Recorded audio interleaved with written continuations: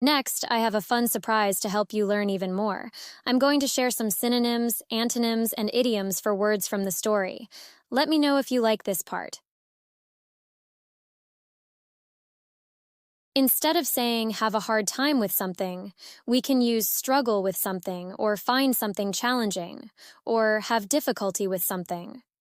There are some interesting idioms like hit a wall, which means to reach a point where progress is very difficult, or bite off more than you can chew, which means to take on a task that is too difficult. We also want to share some antonyms of this phrase. Have a hard time with something with you. For example, excel at something, or master something or find something easy. Find something. Instead of saying give up, we can use surrender or abandon.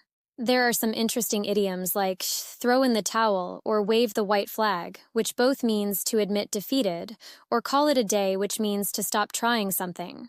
We also want to share some antonyms of the word give up, such as endure, keep going, or stay the course. Instead of saying fear something, we can use be scared of or be fearful about or be anxious about something. There are some interesting idioms like frightened out of one's wits or in a cold sweat, which means feeling intense fear or anxiety. We also want to share some antonyms. For example, brave, confident, and courageous.